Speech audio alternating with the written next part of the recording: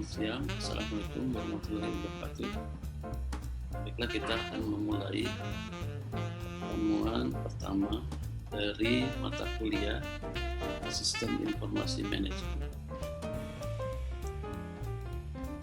Ya, ini mungkin modul daring ya untuk Sistem Informasi Manajemen di Prodi Teknik Unpas ini. Informasi Manajemen ini berkembang begitu pesat ya. Jadi dan tidak bisa dielakkan lagi oleh seluruh perusahaan dimanapun di dunia ini. Mereka harus menggunakan sistem informasi manajemen. Proses bisnis ini kan juga harus dibuat seefisien mungkin sehingga pelayanan terhadap konsumen bisa lebih cepat. Apalagi dalam dunia sekarang, yaitu yang dunia digital, begitu semua istilahnya harus time to market, harus cepat nyampe ke konsumen dimanapun lokasinya.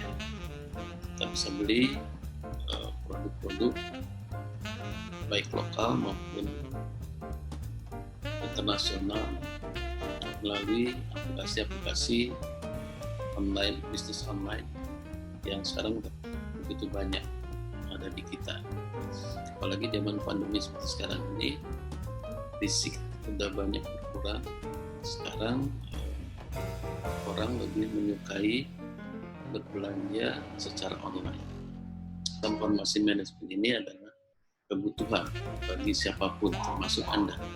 Karena itu, saya berharap Anda bisa mempelajarinya dengan serius ya. Jadi dunia juga sudah berkembang pesat, nanti tidak lagi batas wilayah, informasi juga bisa menyebar begitu saja. Mungkin nanti saya akan jelaskan juga di sini selain bagaimana tuntutan bisnis ini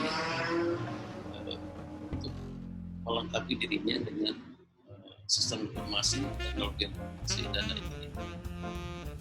Bagaimana pelayanan yang tadinya offline itu harus bisa online. Kemudian juga ini akan saya jelaskan juga pendahuluan ini terutama itu nanti terkait dengan aplikasi apa saja yang biasa digunakan oleh perusahaan-perusahaan untuk melayani kebutuhan konsumen ini secara lebih baik. Kemudian revolusi industri 4.0 ya, revolusi 4.0 yang sekarang juga semua negara harus menghadapinya, termasuk Indonesia, termasuk kita harus beradaptasi. Dan di situ dunia digital itu sistem informasi begitu dominan. Mungkin pas kita punya situ, kalau kita nggak punya situ, ketika ada pandemi ini semua harus bekerja di rumah, mahasiswa harus kuliah di rumah, dosen harus ngajar dari rumah. Maka dengan situ proses perwalian dilakukan secara digital, kemudian pengajaran juga harus dilakukan secara daring ya, online. Itu mungkin sekedar pendahuluan. Kita masuk ke materi pendahuluan. Ini materi sistem informasi manajemen di minggu pertama ini. Ini sudah saya update ya. Awalnya tahun 2014, sekarang 2020 sudah ada update dari materinya. Oke, ini aturan mainnya saya nggak rubah. Ini ada tugas 15%, bobotnya, kuis 5%, UTS 40%, UAS 40% nantinya. Kemudian kita lihat di sini bahwa sistem informasi ini sudah berkembang pesat, tidak hanya di satu perusahaan, kalau dulu kan di masing-masing unit, tapi sekarang sudah berkembang menjadi enterprise. Jadi ada namanya ERP, Enterprise Resource Planning. Kita juga di lab punya ERP ini, tinggal nanti Anda bisa manfaatkan ERP-nya di beberapa perusahaan yang saya tahu Indofood pakai ERP, kemudian juga di PT KAI ya. Saya juga beberapa pekerjaan di sana juga pakai ERP. Nanti materi ERP juga akan saya jelaskan di pertemuan tersendiri. Apa sih yang ada di ERP? Antara lain ada bagaimana mengelola sumber daya manusia atau human resource manajemennya. Kemudian juga bagaimana mengelola hubungan dengan customer, atau ada namanya customer relationship management, yang banyak perusahaan juga yang sudah melakukan ini. Kemudian ada manufacturing resource planning, ini MRP2 ya.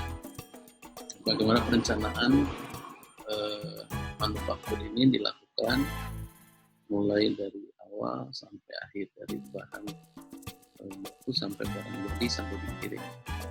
Nah, kemudian dikirimnya tentu ada namanya supply chain management, bisa melalui udara atau bisa melalui darat, juga bisa melalui laut. Nah, kemudian yang nggak kalah penting adalah di sistem ERP ini ada namanya financial resource management. Jadi bagaimana memanage sumber-sumber finansial perusahaan, ada cash management, penggajian atau payroll dan sebagainya. Nah, ini sistem ERP. Jadi sistem informasi sudah berkembang jauh. Nah, kemudian ini kalau kita lihat sistem informasi ini ada bagian-bagian yang memang harus didukung ya untuk suksesan implementasi dari sistem informasi. Yaitu ada namanya tentu di atas ada management challenge. Tadi tantangan sekarang bagaimana supaya produk kita bisa nyampe konsumen secara lebih cepat, time to market. Bagaimana membangun sistem informasi yang tentunya biaya besar tapi bisa mendatangkan manfaat yang besar buat perusahaan, terutama menghasilkan keuntungan. Ini juga tentu ada aplikasi-aplikasi bisnis di perusahaan.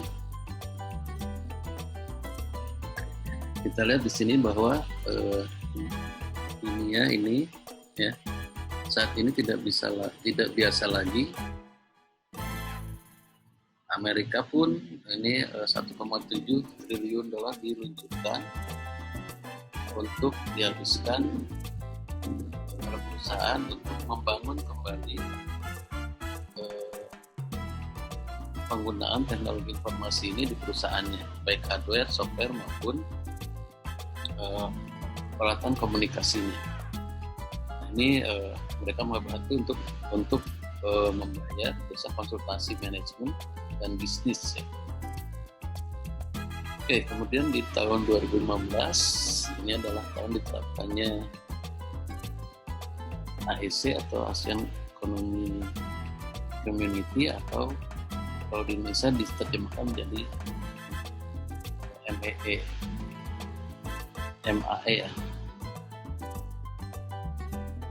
atau MEA ya, Masyarakat Ekonomi ASEAN. Oke.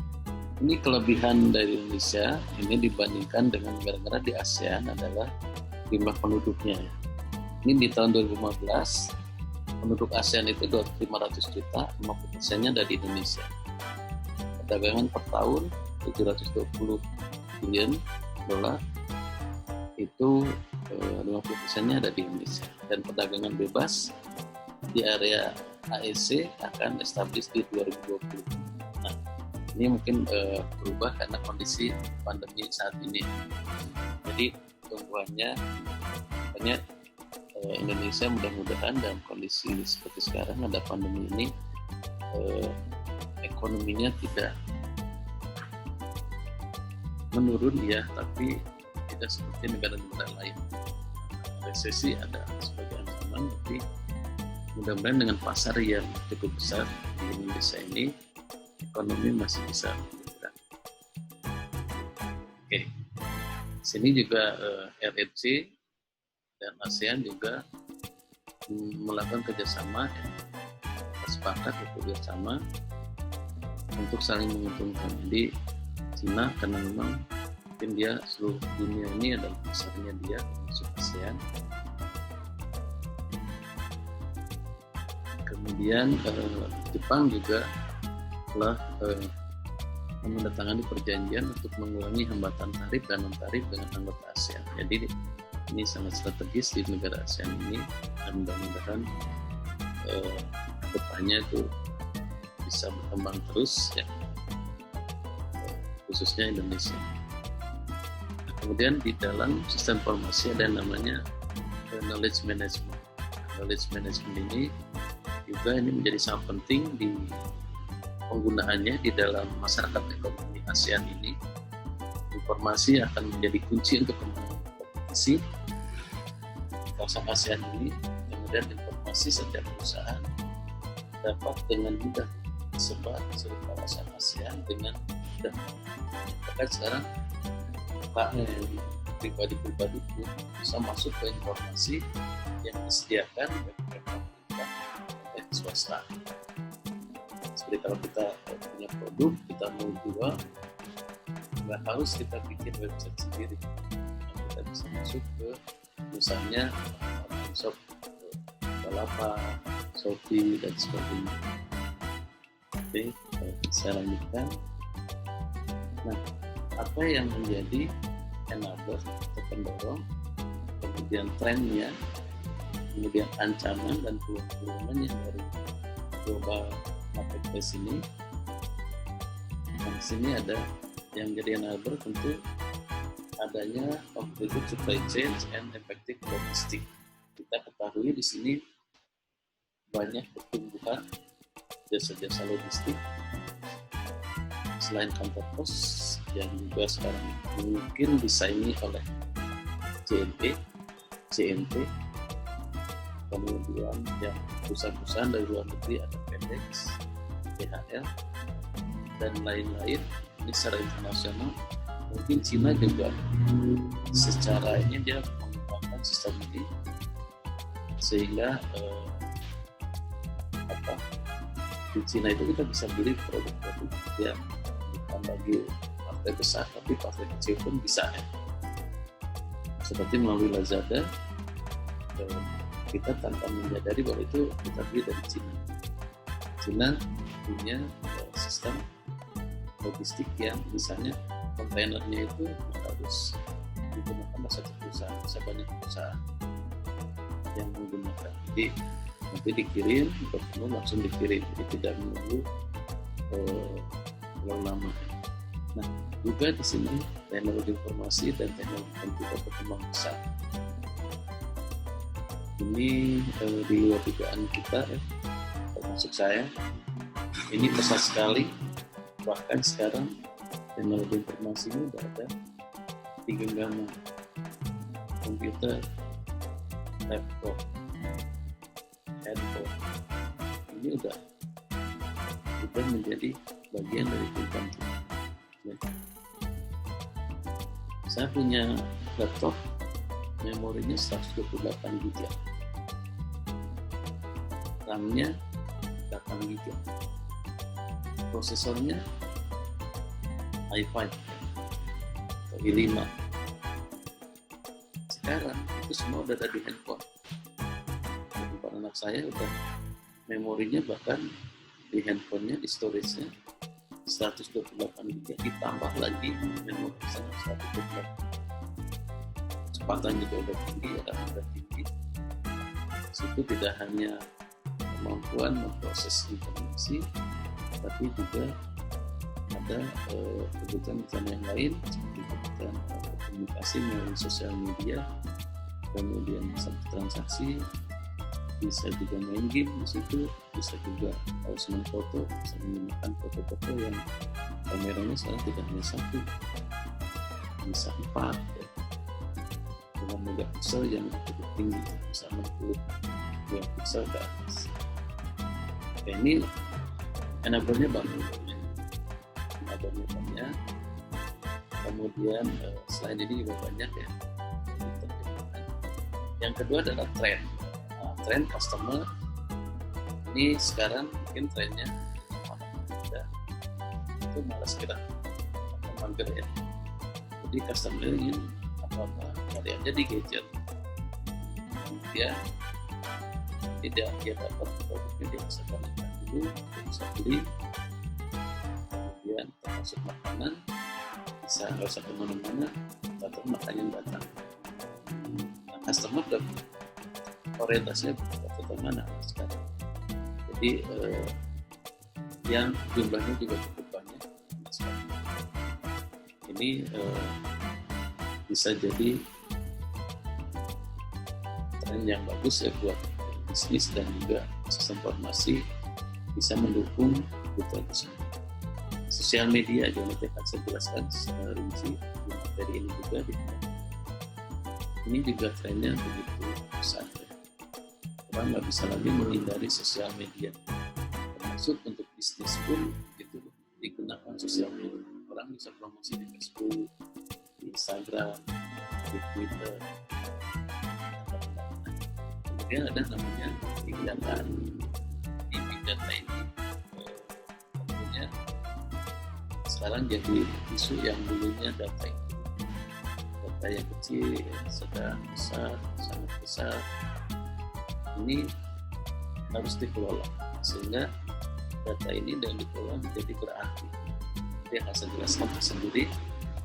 Oke, kemudian threat-nya ya, ini ancamannya di sini. Yang pertama adalah faktor biaya. Ini tentu akan menjadi pertimbangan. Orang membeli produk yang sama, tentu biayanya atau harganya harus murah. Bagaimana supaya harga murah? Biayanya pun harus dipangkas. Seperti misalnya kalau kita beli produk, apa kita bisa mengkas biaya? Karena kita jual produk nggak harus sewa tempat di mall. Kita cukup buat toko di rumah saja, sekitar stok kita ke online shop. Jadi informasi disebar kemana-mana. Kemudian kita kan tinggal nunggu gadget, pesanan akan datang sendiri. Nah, di sini banyak biaya yang kita bisa pangkas, termasuk di perusahaan yang skalanya besar. Bagaimana faktor-faktor biaya ini bisa diminimalisir. Kemudian kompetisinya ini ketat tentunya ya. Banyak perusahaan belum tingkat karena bisa kompetisi, terutama yang sekarang yang bisnis yang offline ini tentu mulai banyak bersaing sama online. Online pun bersaing.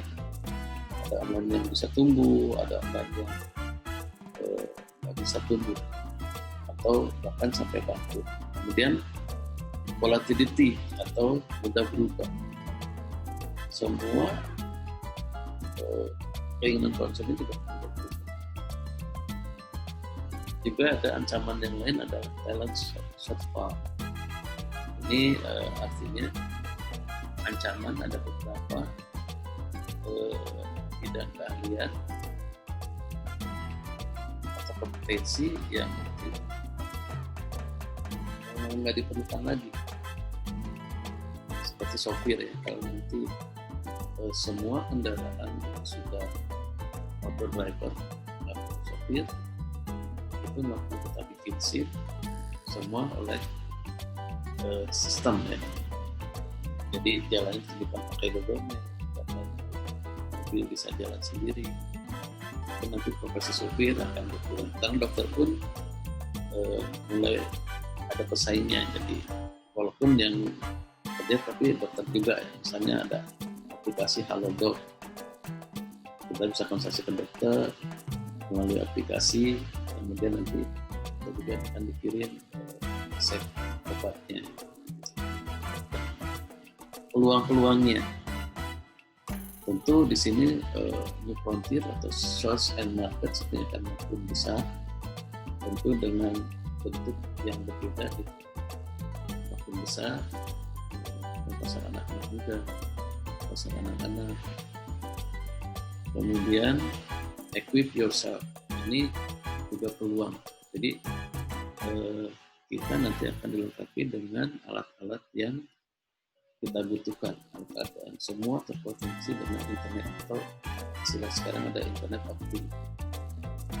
Jadi semua gadget, mungkin tidak hanya gadget, kita punya alat-alat seperti jam, smartwatch yang terhubung semua dengan internet, bisa berkomunikasi antara satu keluarga dan keluarga yang lain. Nah, ini akan menjadi peluang-peluang yang bisa diisi, terutama terkait dengan transformasi. Nah, bisnis juga ini tentu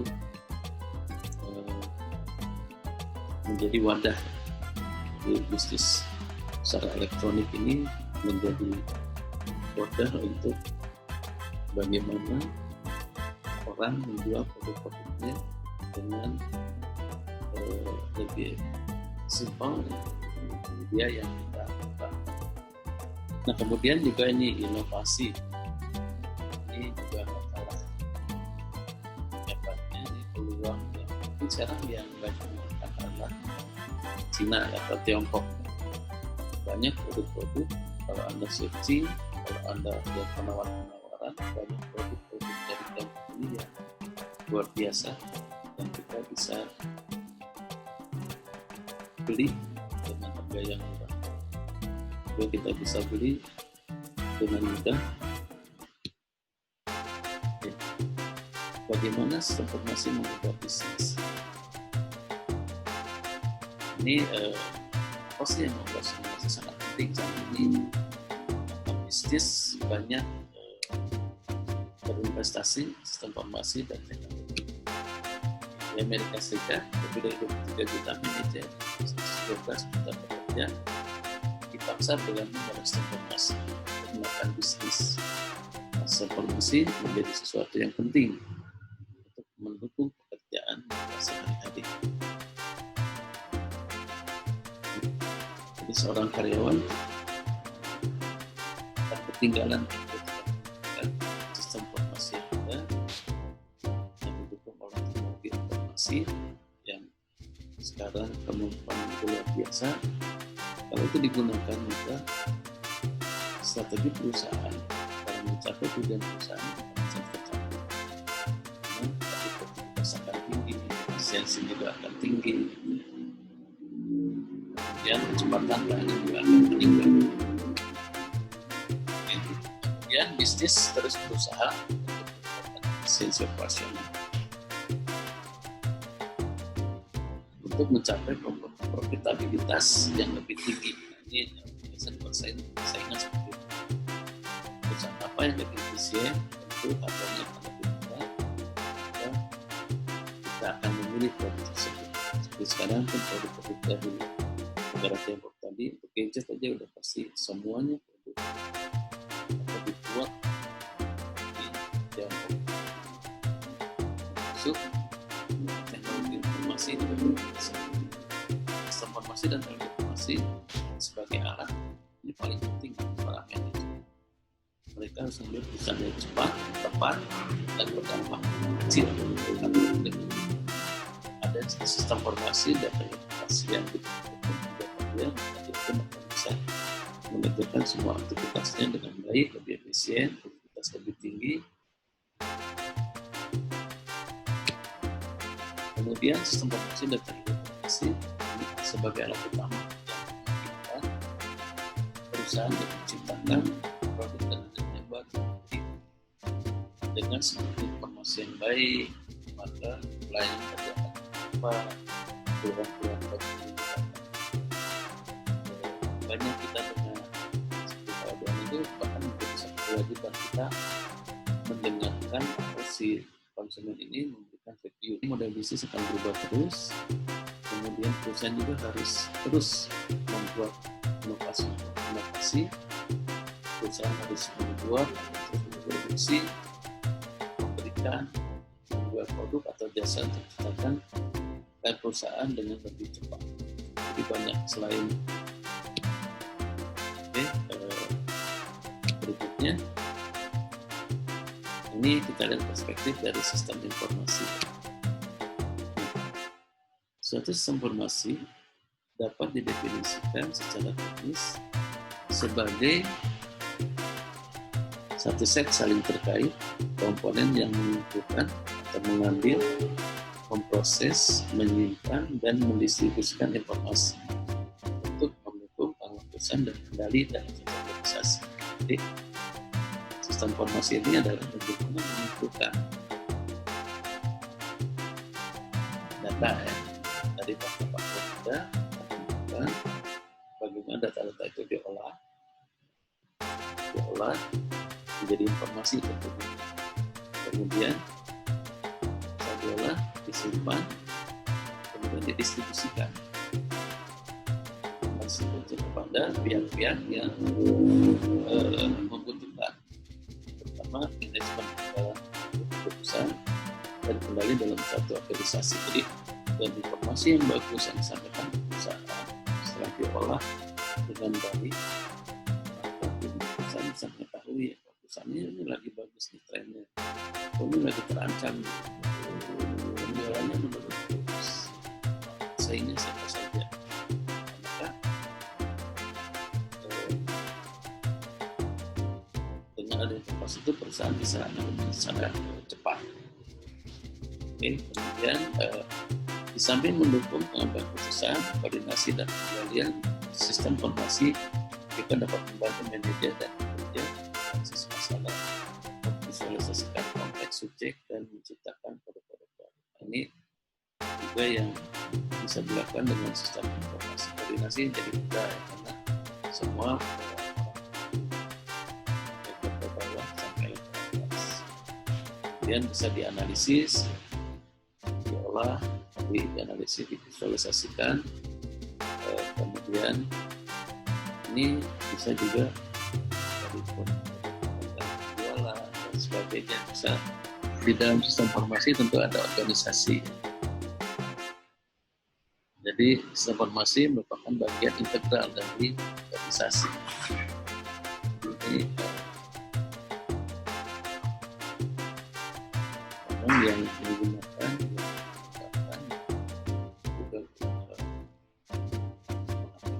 tentunya adalah organisasi.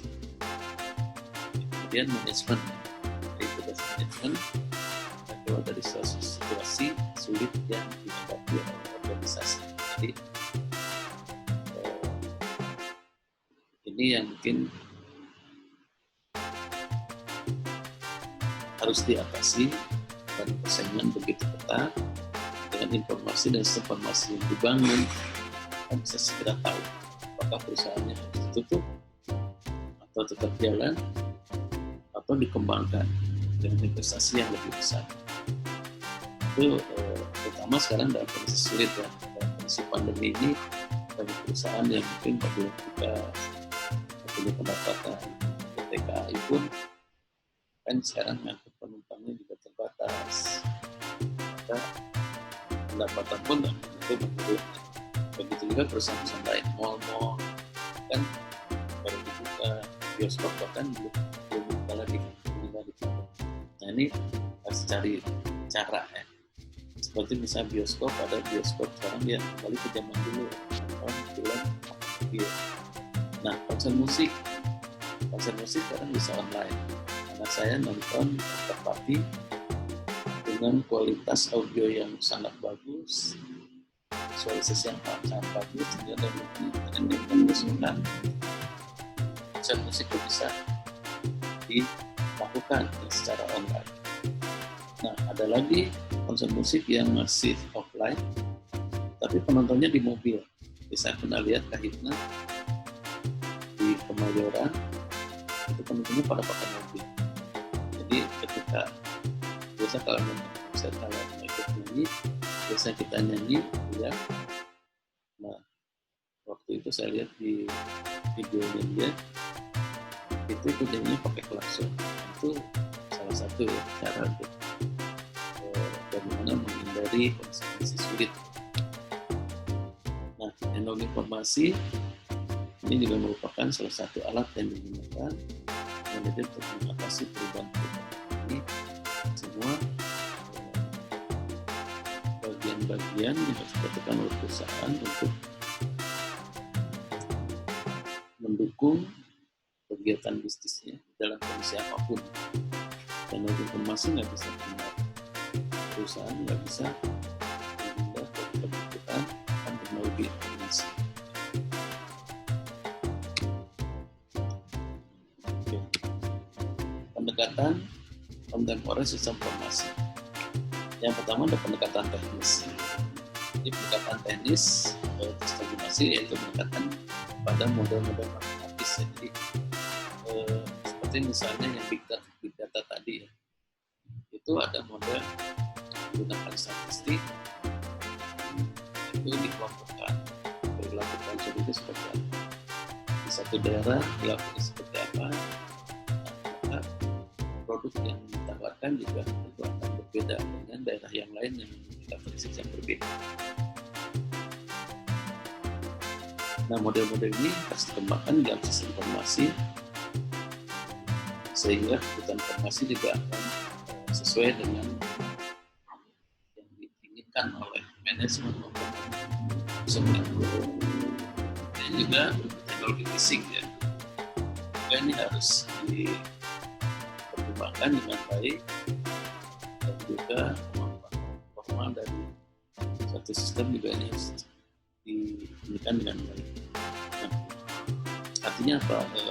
Perusahaan ini harus maju namanya atau bahkan sekarang ada istilahnya influencer, ada orang tertentu saja yang kita hire atau bahkan karyawannya yang dimunculkan. Ini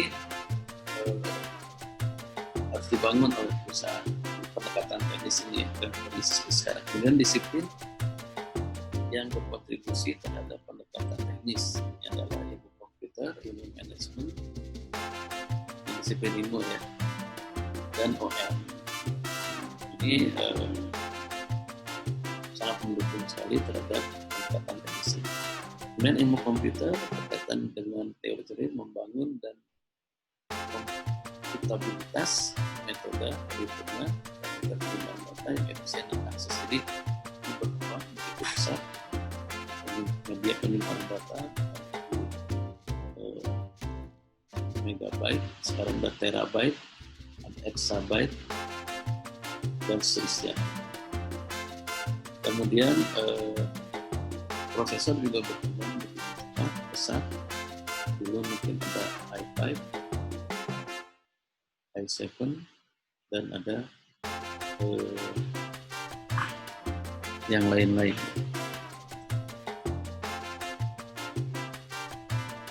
Oke, kemudian ilmu manajemen menekankan pengembangan model untuk pengambilan keputusan dan praktek manajemen.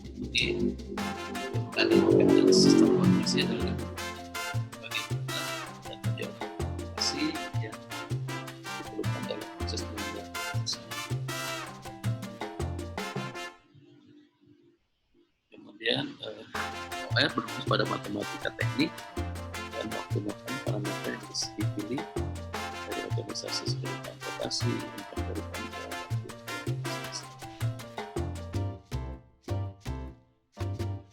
Kemudian perilaku pendekatan, bagian penting dari sistem informasi berkaitan dengan masalah perilaku yang timbul dalam pengembangan dan penggunaan dan dari sistem informasi.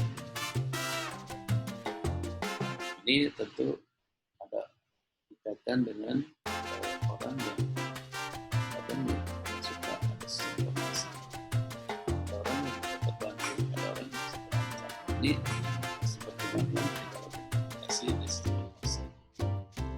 Nah, isu-isu seperti integrasi implementasi bisnis strategis, desain, pelaksanaan, pengembangan, dan manajemen tidak dapat dieksploitasi dengan model yang digunakan dalam data.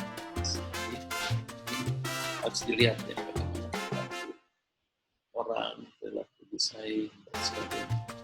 Oke, sekarang kita ke enterprise enabler. Jadi di sini perusahaan yang mendorong perusahaan ini tentunya ada terkait dari bagaimana desain, bagaimana develop, bagaimana proses, bagaimana transform dari produk-produknya itu bisa disebarkan ya kemanapun. Nah, kemudian bagaimana juga reuse ini yang menjadi enterprise enabler. Bagaimana produk-produk dia disampaikan, dideliver ke seluruh dunia. Tentu ada salah satunya media internet, World Wide Web atau singkat WWW.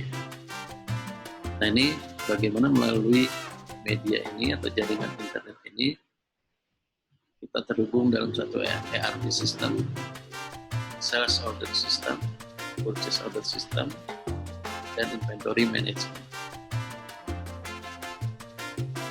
Kemudian bagaimana di sini klien bisa berhubungan dengan kita ya. Itu melalui web services. Itu di sini nanti ada notifikasi, kemudian ada monitoring. Oke. Nah di sini tentu ada yang namanya untuk otomasi itu ada instrumentasi dan proses kontrol, kemudian ada message bus, kemudian ada file-file yang harus kita kelola, data storage yang harus kita kelola juga, kemudian ada aplikasi-aplikasi. Revolusi industri yang ke-1 ini mulai dengan ditemukannya mesin uap oleh James Watt abad ke-18. Nah di sini orang digantikan dengan mesin ya. Nah ini revolusi industri ke-1, di situ mulai ada mekanisasi atau tenaga manusia binatang digantikan dengan tenaga uap atau air. Nah di sini dengan diganti mesin sederhana, tapi biaya produksi jadi berkurang, kualitas meningkat. Tapi dampaknya banyak pengangguran. Awalnya kemudian tercipta peluang baru, pekerjaan baru, terus ada perpindahan penduduk atau lokasi produksi ya. Ini yang industri satu. Kemudian revolusi industri yang kedua itu setelah ditemukannya listrik ya, untuk energi. Industri abad ke-19 Masehi sebelum listrik untuk sains. Nah pemanfaatan energi listrik ini adalah untuk assembly line, pabrik depot. Ini sini mulai ada division of labor, pembagian tugas dari labor kerja.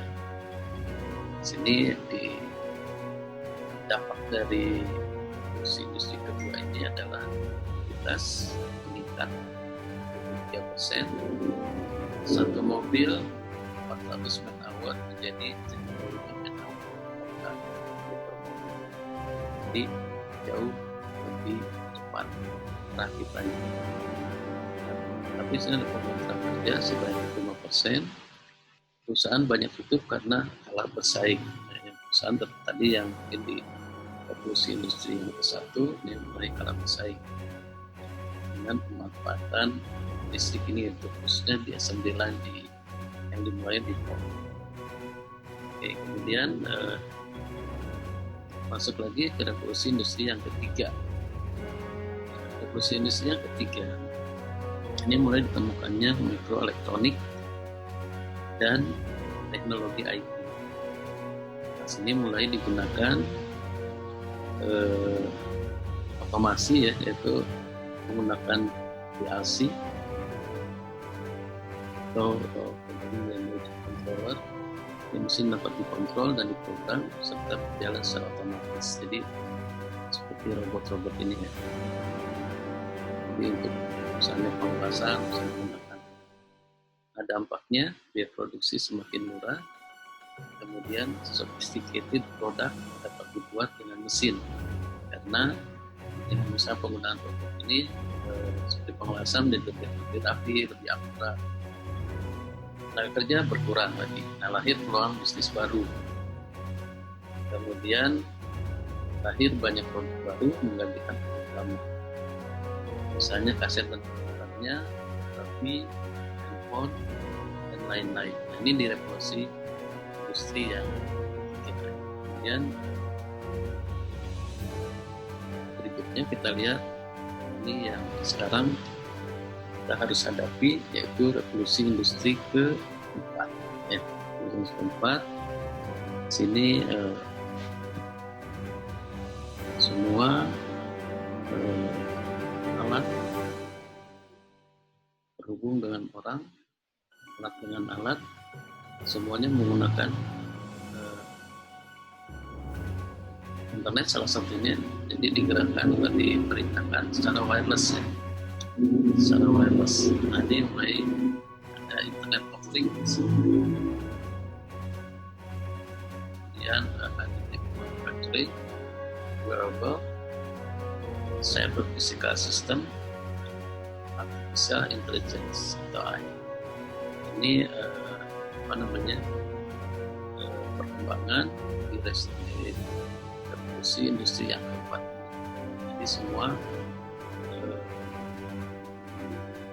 bisa terhubung satu dengan yang lainnya menggunakan jaringan internet.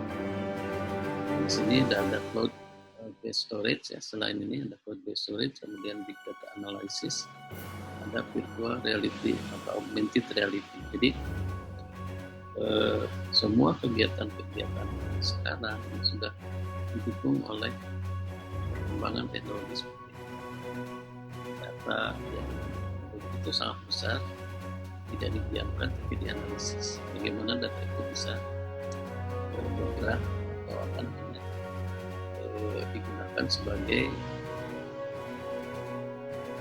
dasar untuk melihat perilaku, perilaku konsumen dan sebagainya. Kemudian ada virtual reality atau augmented reality juga ini mulai banyak digunakan. Jadi seperti misalnya di dunia interior misalnya, kita bisa mencoba warna cat dari rumah yang kita miliki. Kita bisa lihat kalau catnya berubah dari warna tertentu bagus apa enggak, kemudian bagaimana keserasiannya dengan interior.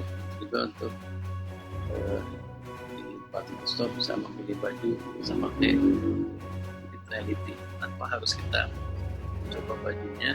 Kita bisa dengan kostum tubuh kita bisa memilih baju. Kemudian internet of things, ini banyak alat-alat yang berhubung dengan orang, makin lama makin banyak.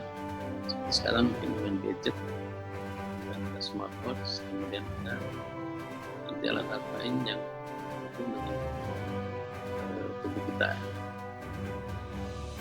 Banyak yang nanti akan saya jelaskan di materi tersendiri ya mengenai revolusi industri keempat ini.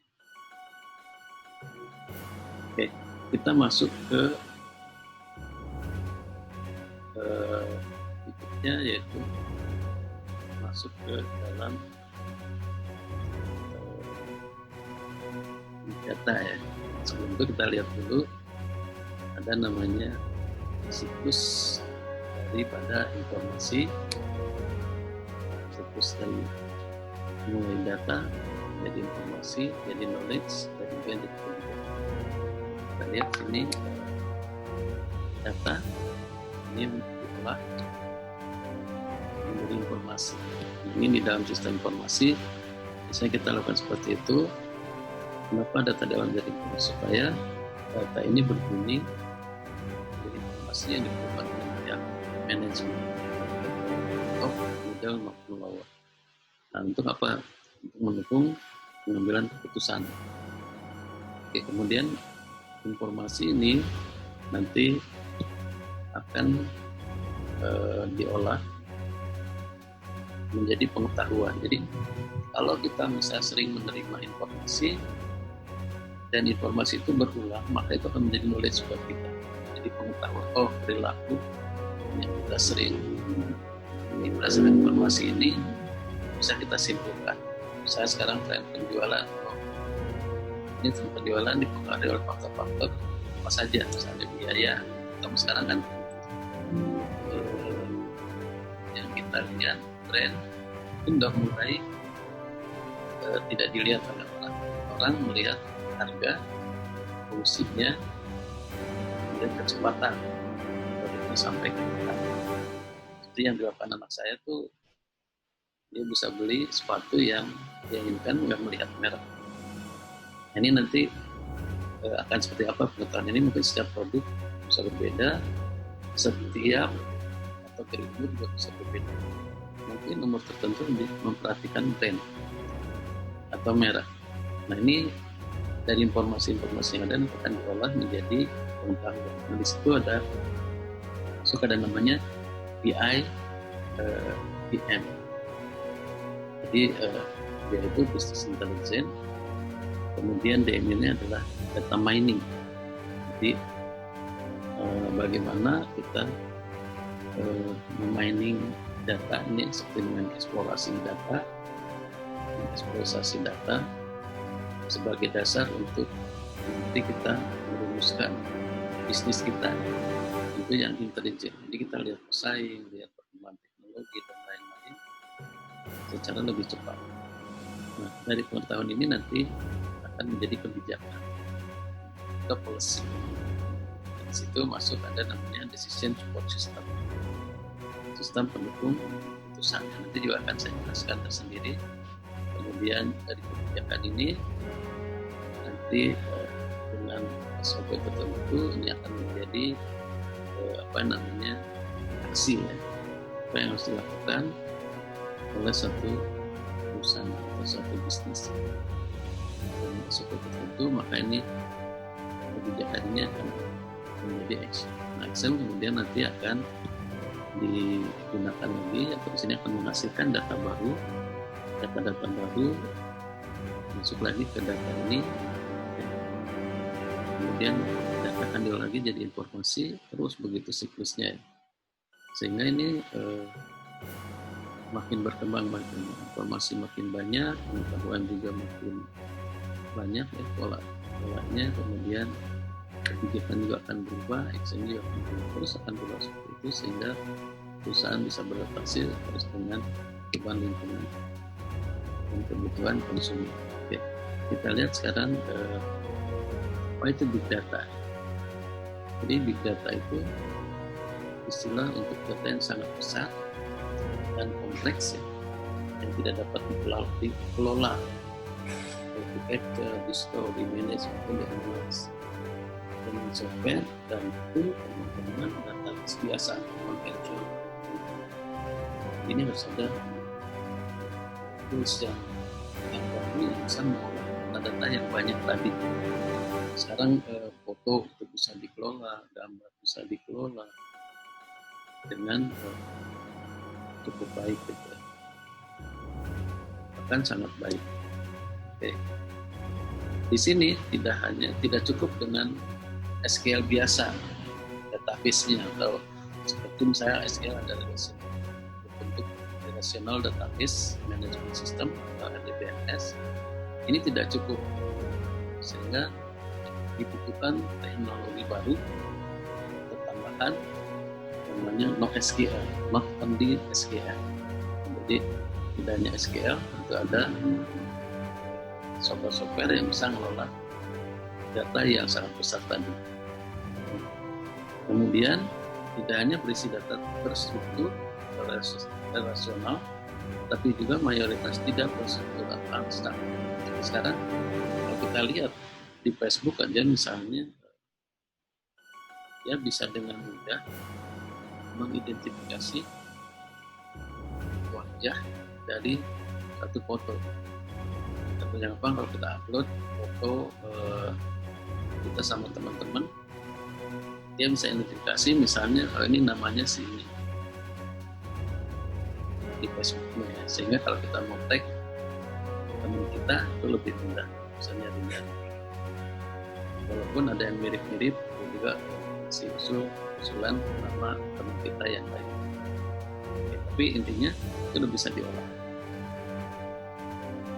walaupun tidak terstruktur. Kemudian apa yang besar? Jadi di sini tentu ada volume, variety, dan velocity. Nah, ini irisan dari ini semua, ini adalah sebagai big data. Volume itu adalah data yang super besar. Saat ini mulai puluhan terabyte hingga puluhan petabyte. Contoh misalnya PLDB atau DWH. PLDB itu very large database atau data warehouse. Nah, kemudian ada variety, jenis data yang sangat beragam, berstruktur, tak berstruktur, setengah berstruktur, ini banyak sekali yang ada di dunia ini yang terhubung dengan internet. Kemudian ada velocity, jadi frekuensi munculnya data dari frekuensi perubahan data dalam satuan di atas puluhan transaksi per detik. Contoh OTP atau online transaction processing, seperti bank misalnya. Bank yang bisa mengelola transaksi secara online sangat baik, dia bisa memenuhi kebutuhan konsumen. Seperti sekarang, kalau saya mau transfer nggak perlu ke ATM lagi, pakai SMS banking itu dengan cepatnya. Detik itu juga sudah nyampe. Mau bayar juga pakai SMS banking, pakai internet banking, semua bisa dilakukan dengan begitu cepat.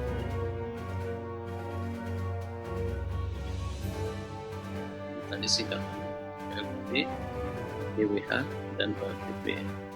Oke, berikutnya itu adalah tadi dari 3P, volume, variety, dan velocity, ini berkembang menjadi 4P dan berkembang menjadi 5V. Oke, volume tadi ukuran sangat besar, dari sisi jumlah mencapai miliaran terabyte atau triliun gigabyte. Kemudian velocity, kecepatan data sangat besar dari sisi kemunculan dan perubahannya. Variety, variasi jenis tipe data juga sangat banyak, tidak struktur dan multi struktur. Kemudian value, nilai yang dihasilkan juga sangat besar dari sisi manfaat dan uang maupun uang. Jadi bisa tadi informasi tentang perilaku konsumen berbelanja misalnya. Nah, ini dari pelaku ini nanti akan menciptakan produk-produk yang dibutuhkan oleh masyarakat. Jadi misalnya kalau ojek online dulu kan Gojek misalnya hanya untuk antar orang ke satu titik yang lain, sekarang berkembang menjadi GoFood, kirim dokumen pakai GoSend. Untuk kesehatan mungkin ada massage, apalagi untuk bersih-bersih rumah dan GoClean. Nah, ini banyak yang bisa dibuat dari sini berdasarkan data yang super besar tadi. Kemudian ada veracity, itu kebenaran dan keakuratan informasi yang tidak mudah dipastikan, misal salah ketik di Twitter.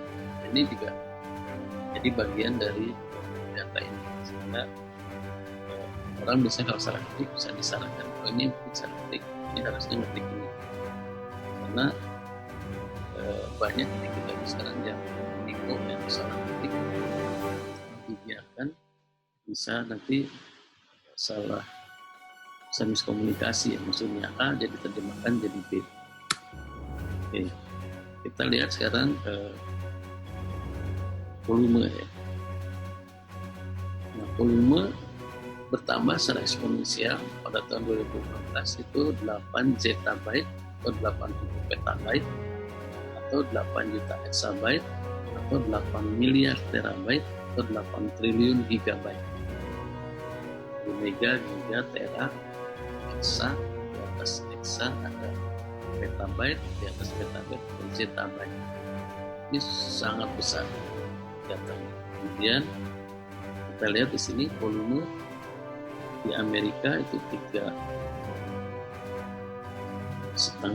miliar, kemudian di Eropa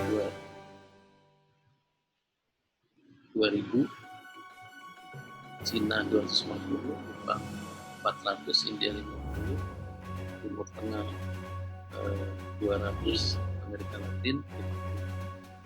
Kita lihat ya di Facebook saja di tahun 2014 ini menyimpan secara kasar ada 200 billion image. Ini ada 250 miliar gambar. Bisa dibayangkan setiap orang upload foto, bagaimana ini dikelola, bagaimana datanya. Kemudian di tahun 2016 itu Facebook itu memiliki 2,5 triliun post per hari atau per tahun ya. Itu 2,5 triliun post, banyak sekali ya, dari seluruh penduduk di dunia yang memposting statusnya dia itu ada 2,5 triliun post di 2016. Sekarang mungkin bisa lebih banyak. Kemudian velocity. Big velocity ini kalau kita lihat email itu 2,9 miliar email send every second, jadi dikirim setiap detik. Ini 2,9 juta ya, email kirim setiap detik. YouTube itu 20 jam dari video yang diupload setiap menit. Kemudian Twitter itu 50 juta tweet per day. Ini pertambahan 2011, Twitter 7 terabyte per hari, Facebook 10 terabyte per hari. Jadi begitu besar data yang disiapkan oleh media sosial tadi. Kemudian kalau variety, ini big variety, ini komunikasi itu antar orang, people to people, netizen, virtual community, social networks, blogs. Kemudian ada people to machine. Di sini orang bisa menggunakan mesin, kita menggunakan pasif, digital devices, digital TV, e-commerce, smart card, bank card, komputer, mobile, dan sebagainya. Kemudian mesin to mesin. Di sini mesin antara mesin pun sangat menggunakan sensor, GPS device, barcode scanner, surveillance kamera, scientific research, dan lain-lain. Jadi banyak sekali data yang beredar, yang bervariasi. Tadi ada komunikasi antar orang direkam, komunikasi antar orang dan mesin direkam, komunikasi antar mesin dan mesin juga direkam. Oke. Kita lihat potensi big data. Nah, jumlah data yang telah dibuat dan disimpan pada tingkat global hari ini, bayangkan jumlahnya. Data tersebut terus tumbuh tanpa henti.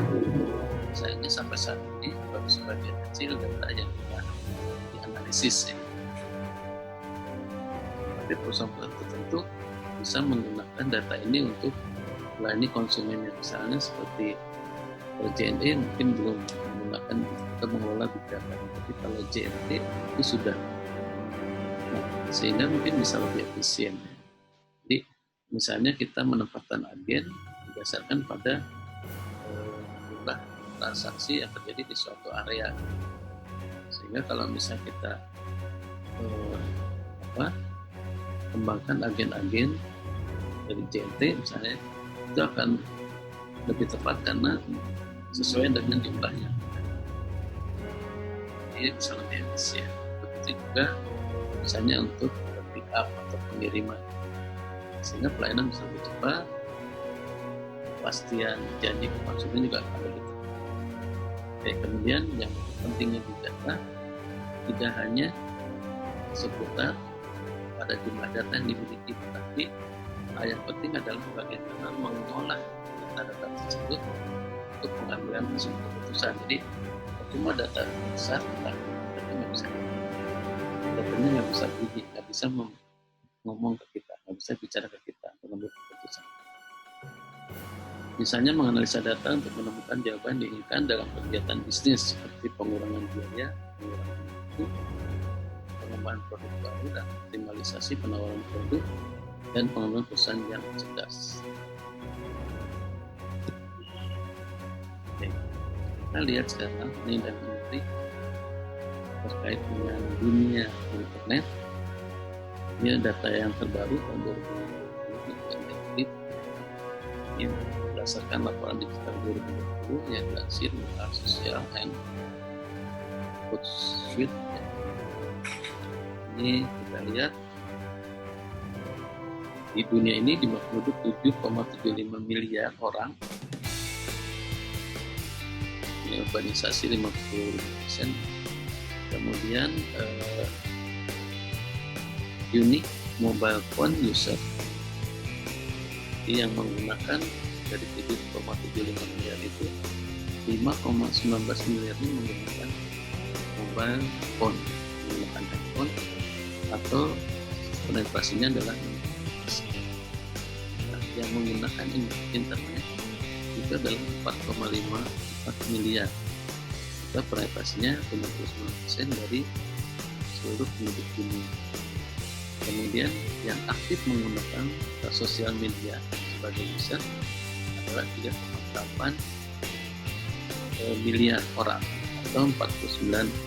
Ini menarik itu. Berarti ada pemakai handphone, ada pengguna internet, dan sosial media. Ini bisa dimanfaatkan untuk keperluan bisnis.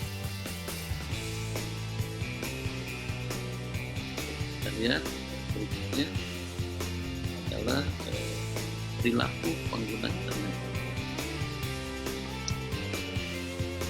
Jadi di dunia ini perilaku pengguna internet itu setiap harinya 6 jam atau 3 menit. Mungkin ada tertentu apakah sekarang harus online ya, harus kuliah online. Ini banyak termasuk anak-anak sekolah tingkat TK sampai perguruan tinggi, sampai SMA, sekolah perguruan tinggi juga. Nah, yang menggunakan sosial media itu perilakunya adalah setiap hari 2 jam 24 menit. Yang menonton TV rata-rata di 3 jam 18 menit setiap hari. Kemudian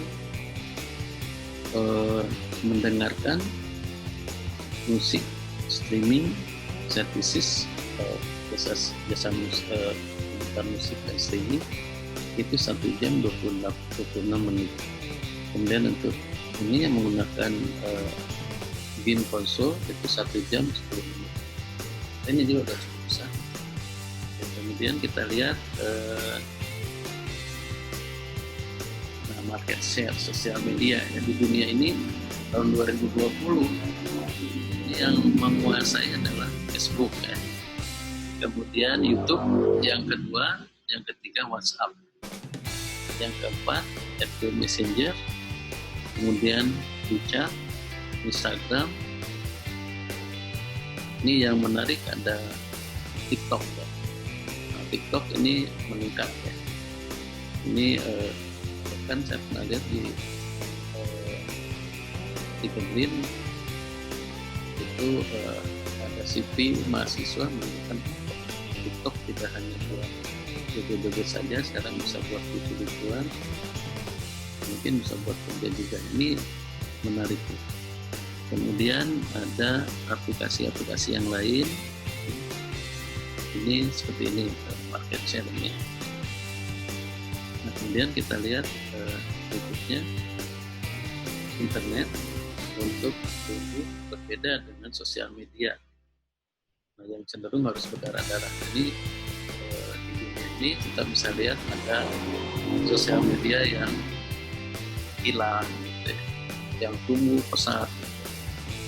Kayak misalnya TikTok. TikTok ini awalnya orang cuma buat joget-joget, buat video aja. Sekarang udah berkembang. Bisa bikin cerita, bisa macam-macam yang menarik orang lihat. Kemudian ini tadi TikTok juga ini sudah bisa mengalahkan Snapchat dan Twitter. Ini di luar dugaan. Dan sekarang kalau di ini dari sisi software, Zoom itu dulu kan banyak orang yang pakai. Sekarang ketika pandemi, maka Zoom jadi naik daun. Semua rapat menggunakan Zoom, atau sebagian besar menggunakan Zoom, kuliah juga menggunakan Zoom. Saya juga nih bikin materi menggunakan Zoom juga. Oke, kemudian nah ini kita lihat data mengenai pengguna internet di Indonesia ya. Tapi ini data 2019 dikeluarkan juga oleh Pursuit ya. Ya, Sosial and Pursuit. Ini jumlah penduduk Indonesia tahun 2019 itu yang aktif di sosial media adalah 150 juta orang.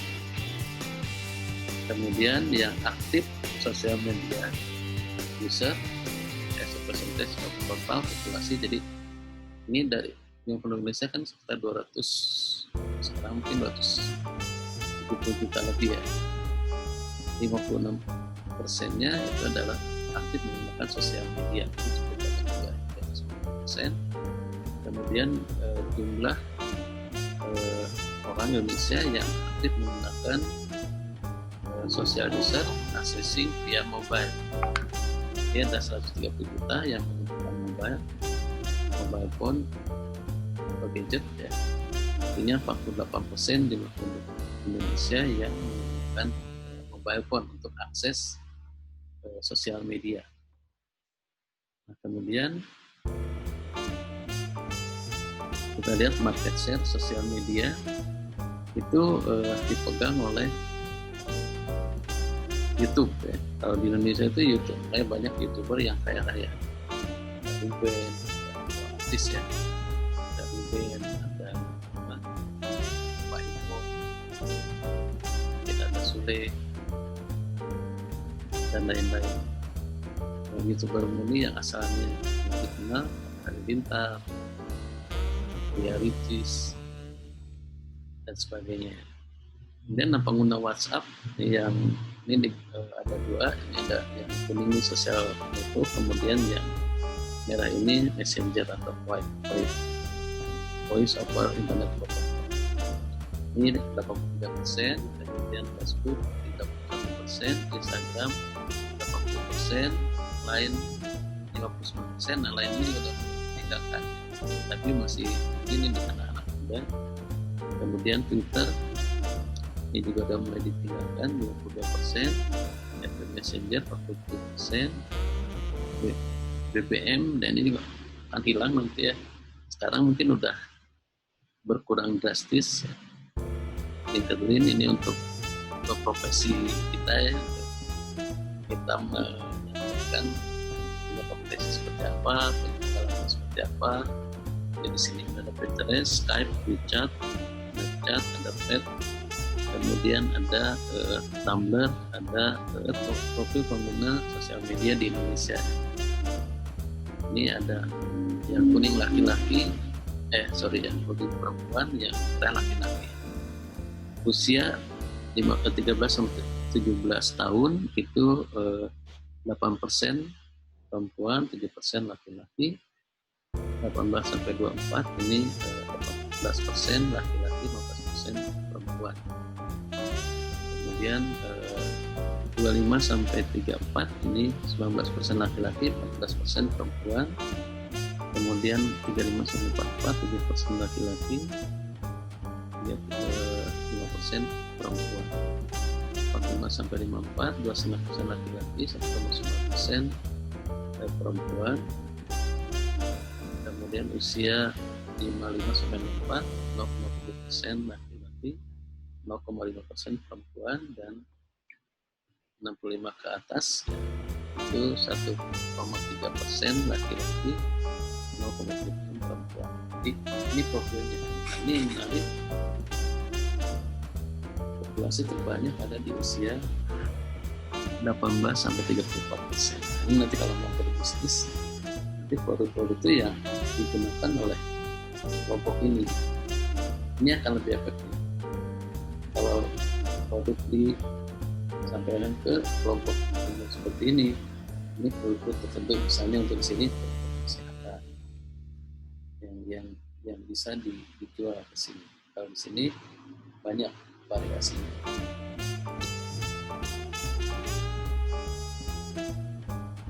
Nah, ini pengguna Facebook ya. Jadi ini pengguna Facebook ini totalnya 130 juta, 61% dari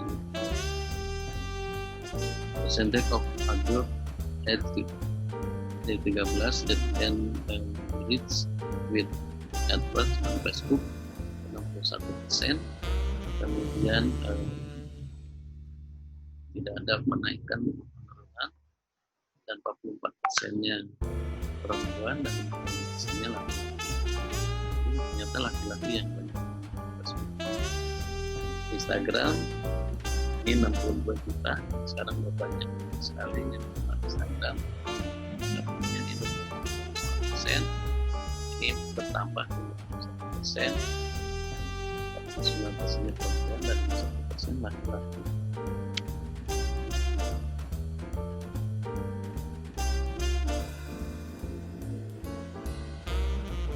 Ini LinkedIn itu biasanya ini banyak juga, ada 12 juta. Saya juga punya akunnya di sini. Anda juga nanti harus bikin juga ya, supaya nanti kalau Anda bisa masukkan track record Anda ya, dari kegiatan mahasiswa sampai nanti lulus, setelah lulus ngapain, masuk kalau waktu kuliah bisa jadi asisten. Ini bisa dimasukkan di sini sehingga nanti kita bisa dapat tawaran pekerjaan. Saya juga ada beberapa tawaran pekerjaan buat saya sesuai dengan kompetensi saya. Tinggal kita mau enggaknya. Dan ini 6,4% berarti dari jumlah penduduk Indonesia. Ini naik 9,1%. Ini lagi-lagi laki-laki yang banyak, dan 1% memiliki profesi yang ada di sini memang untuk profesi untuk kerjaan.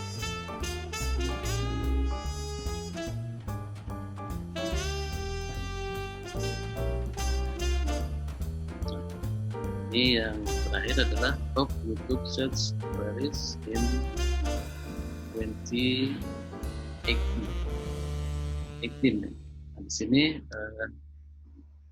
apa sih yang banyak dicari oleh pengguna YouTube pada 2018 di Indonesia? Yang banyak, yang pertama cari lagu, yang kedua film, ketiga ide, keempat live, kemudian yang lucu-lucu, keenam upload lagu-lagu, ketujuh karaoke, keempat upin, kesembilan dangdut, upin, Sabian, Film Indonesia, TikTok, BTS, Via Valen, Blackpink, Mobile Legends, Ayo, lagu anak-anak. Nah, ini lagu anak-anak juga jadi pasar tersendiri ya di YouTube. Dangdut ada Nela Karisma. Ini yang cuma sedihnya kalau untuk pendidikan nggak ada ya, banyak yang nyari ya. Oke, itu mungkin materi pada hari ini.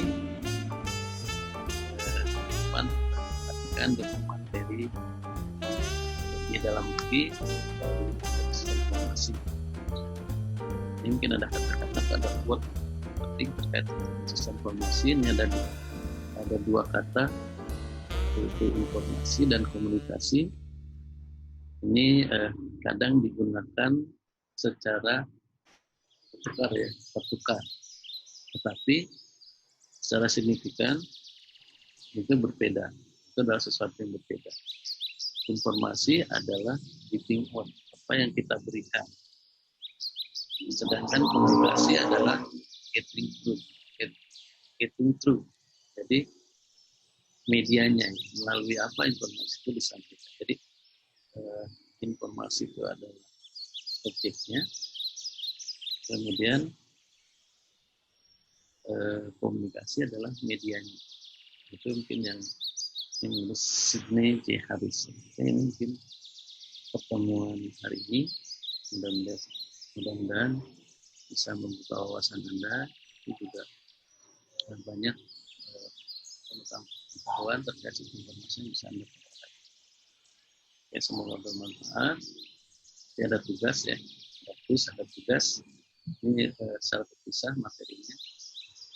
Oke, semoga kita semua dalam keadaan sehat, dijauhkan dari penyakit COVID-19 dan sebagainya ya.